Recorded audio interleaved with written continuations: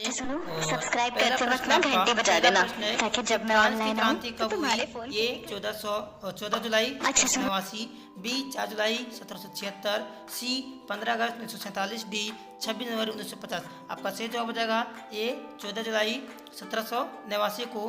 Question number 2 है। Question number 2, France की क्रांति का अग्रदूत किसे कहा जाता है? फ्रांस की क्रांति का अग्रदूत किसे कहा जाता है? A Napoleon, B Rousseau, C Diderot और डी लेनिन। आपका सही जवाब क्या हो जाएगा? B Rousseau. क्या हो जाएगा? बी रूसो हो जाएगा। अगला प्रश्न आपका, अगला प्रश्न है बिस्मार्क जर्मनी का चांसलर कब बना? बिस्मार्क जर्मनी का चांसलर कब बना? ए 1848, बी 1856, सी 1860, डी 1871। आपका सही जवाब हो जाएगा डी 1871 को। अगला प्रश्न आपका, अगला प्रश्न है क्वेश्चन नंबर 3। क्वेश्चन नंबर 3 आपका है पहले पहले तुम मनुष्य हो उसके बाद किसी देश के नागरिक या अन्य कुछ, यह कथन किसका है? फिर से क्वेश्चन देखते हैं। पर पहले तुम मनुष्य हो उसके बाद किसी देश के नागरिक या अन्य कुछ, यह कथन किसका है? A Mazzini, B Voltaire, C Rousseau, D Diderot. आपका सही जवाब हो जाएगा ए मैथ्सिनी। ये क्या हो जाएगा? मैथ्सिनी। अगला प्रश्न है आपका, अगला प्रश्न है क्वेश्चन नंबर 5, विश्वकोश नामक ग्रंथ की रचना किसने की? ए रूसो, बी वाल्टेयर, सी दिद्रो, डी नेकर। इनमें से जितने भी ऑप्शन दिया हुआ है सब का सब क्या है? गलत है। क्या है? गलत है। इसका आंसर हो जाएगा नागेंद्र नाथ बासु। क्या हो जाएगा? नागेंद्र नाथ बासु। आप लोग इसी को याद कीजिएगा, इसी को पढ़ लीजिएगा। अगला प्रश्न देखते हैं हम लोग। अगला प्रश्न आपका question number 6, discovery of India नामक पुस्तक के लेखक कौन है? महात्मा गांधी, पंडित जवाहरलाल नेहरू, डॉक्टर राजेंद्र प्रसाद और डी रविंद्रनाथ टैगोर। आपका सही जवाब हो जाएगा पंडित जवाहरलाल नेहरू। पंडित जवाहरलाल नेहरू आपका सही जवाब हो जाएगा।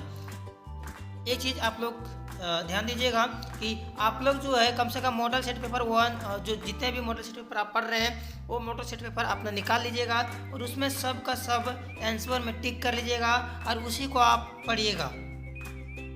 हम चलते हैं अगला प्रश्न में। प्रश्न नंबर 7 है, यह कथन किसका है? तुम मुझे खून दो मैं तुझे आज़ादी दूंगा। ए डॉक्टर राजेंद्र प्रसाद, बी महात्मा गांधी, सी सुभाष चंद्र बोस और डी बाल गंगाधर तिलक। आपका सही जवाब हो जाएगा सी सुभाष चंद्र बोस। अगला प्रश्न आपका, बंगाल का विभाजन कब हुआ? बंगाल का विभाजन कब हुआ? 1901 ईस्वी को, 1903 को, 1905 को, 1907 को।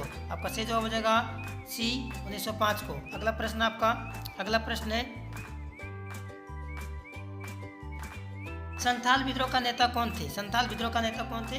आप लोग पढ़ चुके हैं इस प्रश्न को। ये प्रश्न आपको डेफिनेटली पूछने वाला है। तो प्रश्न आपका, संथाल विद्रोह के नेता कौन थे? बिरसा मुंडा, जतरा ओराव, तिलका मांझी, सिद्धू कान्हू। आपका सही जवाब हो जाएगा सिद्धू और कान्हू, दो भाई थे इन लोग। अगला प्रश्न है खिलाफत आंदोलन के प्रमुख नेता कौन थे? ए अब्दुल गफ्फार खान, बी मौलाना मोहम्मद अली और मौलाना शौकत अली, सी राम बिस्मिल और डी मोहम्मद शमीम इकबाल और सरफराज इकबाल। आपका सही जवाब हो जाएगा बी मौलाना अब्दुल अली और मौलाना शौकत अली। अगला प्रश्न आपका क्वेश्चन नंबर 11, बोले कि हमारे पर्यावरण में उपलब्ध प्रत्येक वस्तु जो हमारी आवश्यकताओं को पूरा करने में प्रयुक्त की जा सकती है और जिसको बनाने के लिए प्रौद्योगिकी उपलब्ध है, जो आर्थिक रूप से संभाव्य और सांस्कृतिक रूप से मान्य है, उसे क्या कहते हैं? ए विकास, बी संसाधन, सी पर्यावरण, डी नियोजन। आपका सही जवाब हो जाएगा बी संसाधन। क्या हो जाएगा? संसाधन। अगला प्रश्न आपका क्वेश्चन नंबर 12, भूमि निम्नीकरण में निम्नलिखित में से किनकी भूमिका नहीं है? तो किनकी भूमिका नहीं है? मधुमक्खी पालन का। किसका? मधुमक्खी पालन का। अगला प्रश्न है क्वेश्चन नंबर 12, क्या भारत के कुल क्षेत्रफल का कितना प्रतिशत भाग मैदानों भागों के रूप में पाया जाता है? तो कितने मैदानी भाग? तो आपका 43% से जवाब हो जाएगा। अगला प्रश्न आपका, अगला प्रश्न, लौह अयस्क किस प्रकार का संसाधन है? तो आपका क्या हो जाएगा? नवीकरण योग्य, प्रवाह, जैव, अनवीकरण योग्य। तो क्या हो जाएगा? अनवीकरणीय योग्य। अगला प्रश्न आपका, गुलाबी सिर वाली बत्तख किन जातियों में शामिल है? दुर्लभ जातियाँ, सामान्य जातियाँ, संकटाग्रस्त जातियाँ और लुप्त जातियाँ। आपका सही जवाब हो जाएगा लुप्त जातियों में। कहाँ? लुप्त जातियों में, डी वाला। अगला प्रश्न आपका, अगला प्रश्न है कि भारत में जैव विविधता को कम करने वाले कारक कौन है? तो ए में वन्य जीव के आवास का विनाश, बी में है वन्य जीव को मारना या शिकार करना, सी में है पर्यावरणीय प्रदूषण एवं दावानल और डी में है उपयुक्त सभी। तो क्या हो जाएगा? उपयुक्त सभी। अगला प्रश्न आपका, चिपको आंदोलन किससे संबंधित है? चिपको आंदोलन किससे संबंधित है? तो आप लोग जानते हैं कि उत्तराखंड से है। तो वनों की कटाई रोकने के लिए, वनों की कटाई रोकने से। अगला प्रश्न आपका, अगला प्रश्न है जल की कमी के क्या कारण है? जल की कमी के क्या कारण है? आपका आंसर हो जाएगा अतिशोषण, अतिशोषण, अत्यधिक प्रयोग, समाज के विभिन्न वर्गों में जल का असमान वितरण, उपर्युक्त सभी। तो आपका क्या हो जाएगा सही जवाब? उपर्युक्त सभी। अगला प्रश्न आपका क्वेश्चन नंबर 19, क्वेश्चन नंबर 19, टांका क्या है? टांका क्या होता है? ये आप पढ़े होंगे, है ना। और राजस्थान के लिए पीने के पानी को संग्रहित करने का भूमिगत टैंक, क्या हो जाएगा? पीने के पानी को संग्रहित करने का भूमिगत टैंक। अगला प्रश्न आपका, अगला प्रश्न है सन 2005 तक मिलने कितने लोगों के जल की कमी झेलने की भविष्यवाणी की गई है? तो क्या हो जाएगा? 20 करोड़। क्या हो जाएगा सही जवाब आपका? 20 करोड़।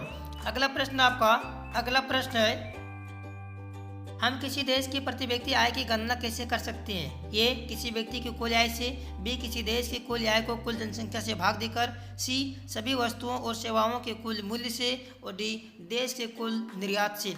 आपका सही जवाब हो जाएगा किसी देश के कुल आय को कुल जनसंख्या से भाग देकर। आपका सही जवाब क्या हो जाएगा? बी। अगला प्रश्न आपका, अगला प्रश्न है क्वेश्चन नंबर 21, वे देश के जिनकी 2017 में प्रति व्यक्ति आय $12,056 प्रति वर्ष या उससे अधिक होती है, तो वह देश के निम्न में से किस श्रेणी के अंतर्गत होगा? ए अविकसित, बी विकसित, सी अर्धविकसित और डी आपका क्या हो जाएगा? विकासशील। आपका सही जवाब हो जाएगा बी विकसित। क्या हो जाएगा?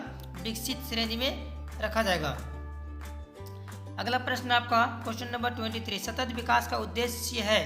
का विकास केवल अपने के लिए, बी विकास केवल दूसरों के लिए, सी विकास वर्तमान के लिए एवं आने वाली पीढ़ी दोनों के लिए और डी विकास केवल आने वाली पीढ़ी के लिए। आपका सही जवाब हो जाएगा सी विकास वर्तमान के लिए एवं आने वाली पीढ़ी दोनों के लिए। अगला प्रश्न आपका, निम्न में से किस राज्य की साक्षरता दर सबसे अधिक है? निम्न में से किस राज्य की साक्षरता दर सबसे अधिक है? पंजाब, केरल, बिहार, उड़ीसा। आपका सही जवाब हो जाएगा सी केरल। क्या हो जाएगा? सी। अगला प्रश्न आपका, यदि एक देश की प्रति व्यक्ति आय 500 रुपया है तथा जनसंख्या 5000 है, तो उस देश की कुल आय निम्न में से कौन होगी? तो क्या हो जाएगा आपका? 25 लाख। क्या हो जाएगा? 25 लाख। आपका सही जवाब है। अगला प्रश्न आपका, अगला प्रश्न है निम्न में से कौन सी क्रियाकलाप द्वितीय क्षेत्र के अंतर्गत आते हैं? तो पहला है आपका क्षेत्रक में वस्तुओं के स्थान पर सेवाओं का उत्पादन होता है, बी में प्राकृतिक उत्पादों का विनिर्माण के द्वारा बदला जाता है, सी में वस्तुओं को प्राकृतिक संसाधन के दोहन द्वारा उत्पादित किया जाता है और डी है इसके अंतर्गत कृषि, वन तथा डेयरी आते हैं। तो आपका सही जवाब हो जाएगा बी प्राकृतिक उत्पादों को विनिर्माण के द्वारा बदला जाता है। अगला प्रश्न आपका क्वेश्चन नंबर 27, प्रच्छन्न बेरोजगारी का मतलब ऐसी स्थिति है जहां लोग उसके बाद आगे आपको आंसर करना है। ए में हो जाएगा बेरोजगार, बी में नियोजित हैं लेकिन कम वेतन अर्जित करते हैं, सी नियोजित हैं लेकिन उत्पादकता शून्य है, सी डी वर्ष के कुछ महीनों में बेरोजगार है। आपका सही जवाब हो जाएगा सी नियोजित हैं लेकिन उत्पादकता का क्या है? शून्य है ना। अगला है क्वेश्चन कि 28 नंबर क्वेश्चन, 14 तथा 15 वर्ष की आयु के स्कूल जाने वाले कुल बच्चों का उस आयु के वर्ग के बच्चों 7% क्या कहलाता है? फिर से क्वेश्चन, 14 तथा 15 वर्ष की आयु के स्कूल जाने वाले कुल बच्चों का उस आयु वर्ग के कुल बच्चों 7% क्या कहलाता है? तो निवल उपस्थिति अनुपात, बी निवल अनुपस्थिति अनुपात, बी साक्षरता दर, डी सकल उपस्थिति अनुपात। आपका सही जवाब हो जाएगा ए निवल उपस्थिति अनुपात। अगला प्रश्न आपका क्वेश्चन नंबर 29, संगठित क्षेत्र का सही अर्थ चुने। ये उन उद्यमों को शामिल करता है जहां रोजगार की शर्तें नियमित हैं, बी या सरकार के नियंत्रण के सरकार के नियंत्रण से बाहर है। सी, यह कम वेतन प्रदान करता है। डी, इस क्षेत्र में नौकरियां नियमित नहीं है। आपका सही जवाब हो जाएगा बी, यह सरकार के नियंत्रण से बाहर है। अगला प्रश्न आपका क्वेश्चन नंबर 30, कौन से क्षेत्रक को सेवा क्षेत्रक भी कहा जाता है? ये प्राथमिक, दूसरा द्वितीयक, तीसरा तृतीयक, चौथा चतुर्थ। तो क्या हो जाएगा? आपका आंसर हो जाएगा सी, तृतीयक। तृतीय क्षेत्र को सेवा क्षेत्रक कहा जाता है, सेवा के क्षेत्र में रखा गया है। अगला प्रश्न है, सत्ता की साझेदारी के क्षैतिज वितरण के अंतर्गत कौन शामिल है? तो ये हो जाएगा केंद्र सरकार, राज्य सरकार, स्थानीय सरकार। बी, हित समूह, दबाव समूह, राजनीतिक दल। सी हो जाएगा विधायिका, कार्यपालिका, न्यायपालिका। और आपका डी नंबर में है सामाजिक समूह, भाषाई समूह, धार्मिक समूह। आपका सही जवाब क्या हो जाएगा? सी। सही जवाब आपका सी है, विधायिका, कार्यपालिका और न्यायपालिका। अगला प्रश्न है, यूरोपीय संघ का मुख्यालय कहाँ अवस्थित है? आपका सही जवाब हो जाएगा ब्रुसेल्स। क्या हो जाएगा? ब्रुसेल्स। अगला प्रश्न है, सामुदायिक सरकार किस देश से संबंधित है? सामुदायिक सरकार किस देश से संबंधित है? तो क्या हो जाएगा? श्रीलंका। अगला प्रश्न आपका, बेल्जियम में डच भाषा बोलने वालों की आबादी कितनी प्रतिशत है? क्या हो जाएगा आपका? 59%। क्या हो जाएगा? 59%। Option D. अगला प्रश्न आपका, सत्ता की साझेदारी के ऊर्ध्वाधर वितरण से निम्न में से कौन संबंधित है? कौन संबंधित है? तो ए में है आपका विधायिका, कार्यपालिका, न्यायपालिका। बी, केंद्र सरकार, राज्य सरकार, स्थानीय सरकार। सी, सामाजिक समूह, भाषाई समूह, धार्मिक समूह। डी, दबाव समूह, राजनीतिक दल, सामाजिक आंदोलन। आपका सही जवाब क्या हो जाएगा? तो ऑप्शन नंबर बी, केंद्र सरकार, राज्य सरकार, स्थानीय सरकार।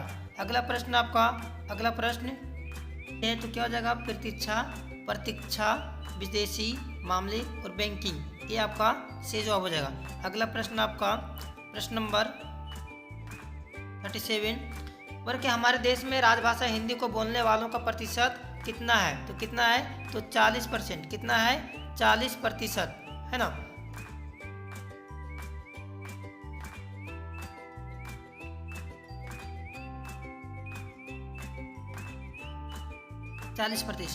अगला प्रश्न आपका, अगला प्रश्न, भारत के अनुसूचित भाषाओं में झारखंड की कौन सी भाषा शामिल है? तो कौन सी है? तो संथाली। क्या हो जाएगा आपका? सही जवाब संथाली।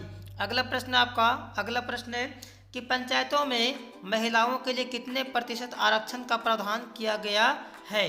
तो ऑप्शन ये आपका 20, बी में 30, सी में 40 और डी में 50। आपका सही जवाब क्या हो जाएगा? ऑप्शन बी, यानी कि 30%। अगला प्रश्न आपका, भारत में वास्तविक केंद्रीकरण की दिशा में एक बड़ा कदम उठाया गया। कब उठाया गया था? तो 1992 को, 1993 को, 1994 को, 1995 को। आपका सही जवाब हो जाएगा ये 1992 को। इस प्रकार से आपका यह आपका जल्दी अपलोड कर दिया जाएगा। ये था आपका मॉडल सेट पेपर 3। अब यदि इस वीडियो में आप यदि हमारे इस चैनल में नए आए हैं तो सब्सक्राइब करना ना भूलें, ताकि सब्सक्राइब करते वक्त ना घंटी बजा देना, ताकि जब मैं ऑनलाइन आऊँ नोटिफिकेशन आपके पास जाए। अच्छा सुनो।